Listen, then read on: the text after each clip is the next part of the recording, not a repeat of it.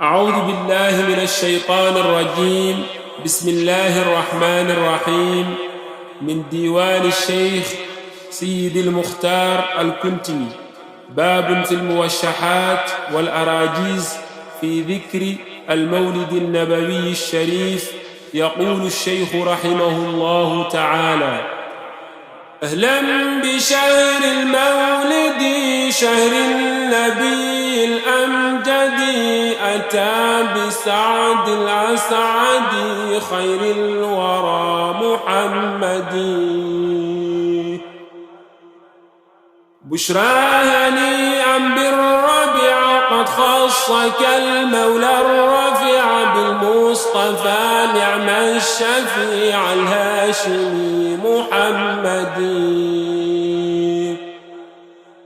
في ليلة الاثنين لاح بدر الهدى نور الفلاح يهدي إلى دار النجاح أكرم به من مهتدي.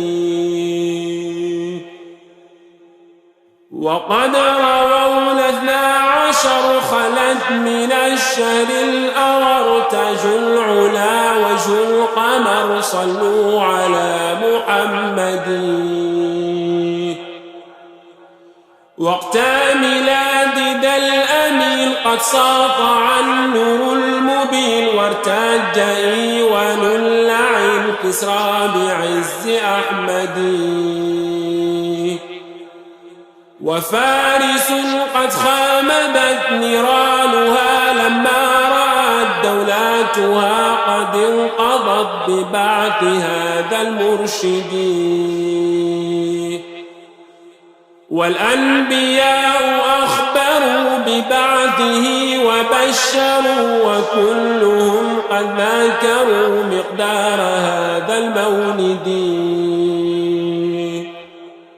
وخصه محيي الممات بذي المعالي والصفات وكم له من معجزات فما لها من عدد. منها عجائب المقال منها ورائب الفعال دلت على ذاك الكمال المرتضى لم يشحد. منها قياد الشجر منها سلام الحجر منها انفجار الكوثر عذب فرات باليد. منها انشقاق الزبرقان منها غزال قد أبان شكواه إن للأمان يا عدتي يا مقصدي.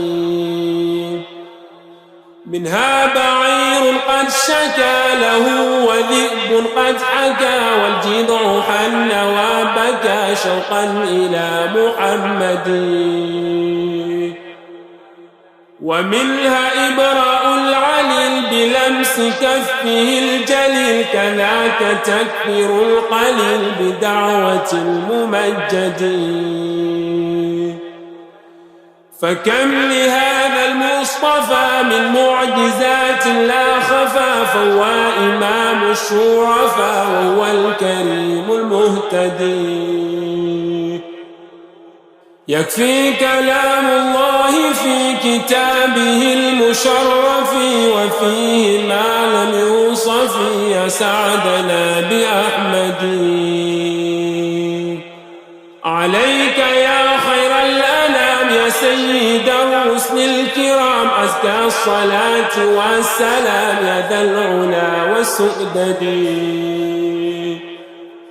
واغفر إله العالمين لما مضى والوالدين بجاه خير المرسلين وهو التقي محمد.